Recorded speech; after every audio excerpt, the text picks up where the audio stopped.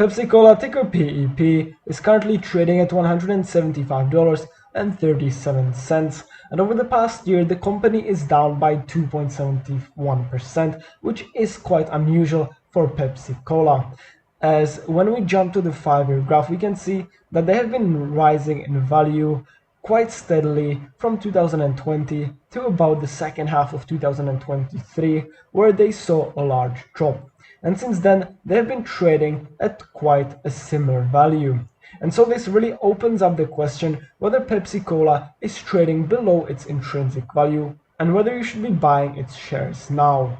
And to figure this out, we'll jump over to our fully automatic stock valuation spreadsheet, where we'll plug in the ticker PEP for PepsiCo and have all the metrics show up automatically.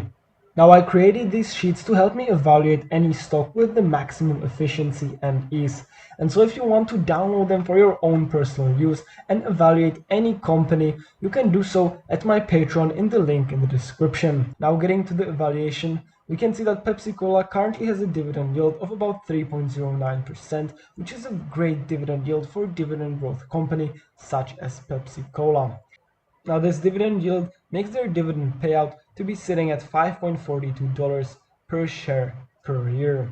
Now, something I really don't like with PepsiCo is their very high trailing free cash flow payout ratio, which is sitting at nearly 92%. And what this means is that from the free cash flow that the company generates, 92% of that goes to the dividends they are paying out to their investors, which leaves only about 8% to go to buying back shares or paying off their long-term liabilities. So this is something we really have to look out for when evaluating the company. Now, when I jump to the 9-pillar analysis, the first thing I can see is that PepsiCo is currently quite expensive. Their 5-year PE ratio is sitting at 26.5, and their price to free cash flow is sitting at 35.5. And this means that compared to any other company, you'd be paying more for PepsiCo's earnings and more for their free cash flow. But for me, this is quite fine, as PepsiCo is a well-established company and it is quite okay for them to be more expensive. Now, something I really hate to see with PepsiCo is their insanely high long-term liabilities over the 5-year free cash flow negative dividends, which is sitting at 17.26. Now, this means that PepsiCo would take more than 50 years to pay off all their long-term liabilities with their 5-year free cash flow. And the reason for this high number is again something I mentioned earlier, the very high trailing free cash flow. Now, for example, if I want to compare Pepsi to Coca-Cola, which we can do right now, I will just plug in the ticker. We can see that Coca-Cola's trailing free cash flow payout ratio is still very high, but it is lower than PepsiCo's. And if we jump to the 9-pillar analysis, we can see that the long-term liabilities over the 5-year free cash flow is sitting at only 4.08. So based on this metric, I would rather buy Coca-Cola than PepsiCo. And as a matter of fact, I actually do own Coca-Cola. I bought a few shares about 2 years ago, and since then I saw great return. But let's jump back to evaluating PepsiCo. So we'll plug in the ticker for PepsiCo and jump back to the 9-pillar analysis. Now, other than this, PepsiCo does have increasing free cash flow, they have increasing revenue, and they have increasing net income, which is something every company must have. They also have very nice consecutive dividend growth sitting at about 12.5%, but this is something I think will start decreasing over the next few years, as they do need to start paying off their long-term liabilities. Though if we scroll down to the graphs, scroll to the long-term liabilities and the free cash flow graph, a little more up, the free cash flow graph, we can see that the free cash flow of the company has been increasing quite well over the past year, and the long-term liabilities haven't been increasing by that much. The company is also buying back shares, which means that they would be paying less in dividends every single year. Though when we combine the buying back shares with the dividend increases, we can say that they are paying about the same amount in dividends every single year. But with their free cash flow increasing and their long-term liabilities increasing as well, I'm not seeing this metric going down anytime soon, unless the company starts cutting its consecutive dividend growth. But now let's jump to calculating PepsiCo's intrinsic value, and first using the grams formula revised. So here we will take the earnings per share of PepsiCo the base PE for every company, which is sitting at 7, the 5-year growth estimate sitting at almost 12, the growth rate multiplier, the average yield on A corporation bonds, and the current yield on A corporation bonds, and you get an intrinsic value of $173 exactly, which is about 1% lower than the current trading price, which hints towards Pepsi-Cola currently trading at a fair value when comparing it to its earnings per share.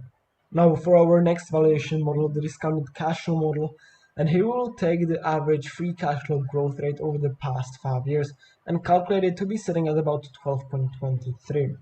Now the analyst projection growth rate is sitting at about 4%, and I myself will I will predict a growth rate of about 4.5% into the future.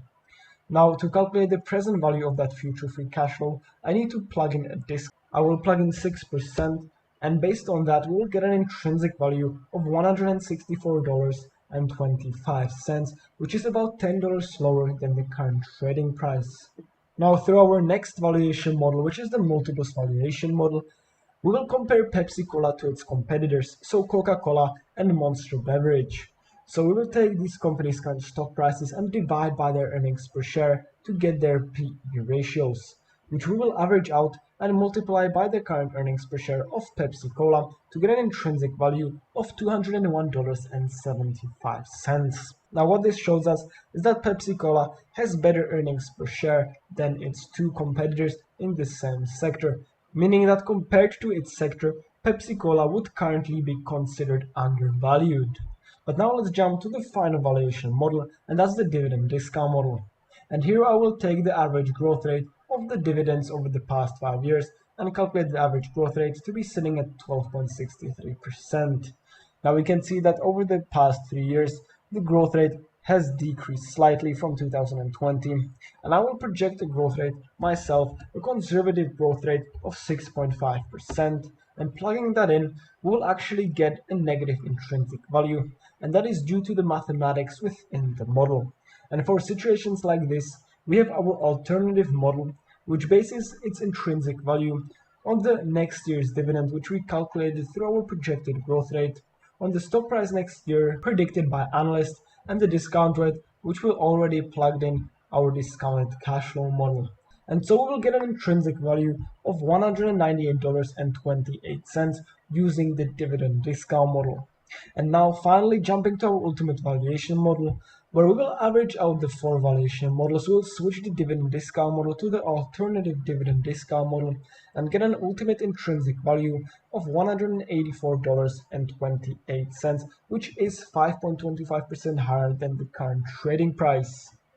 Now, as I want to be safe, I'll always plug in a margin of safety of at least 15%. So if I plug in the margin of safety of 15%, I get an acceptable buy price at $156.64, which is about $20 lower than the current trading price.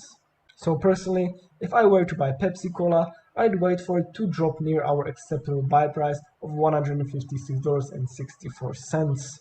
And with this, if you did enjoy the video, make sure to leave a like and let me know down in the comments which company you'd like me to evaluate next.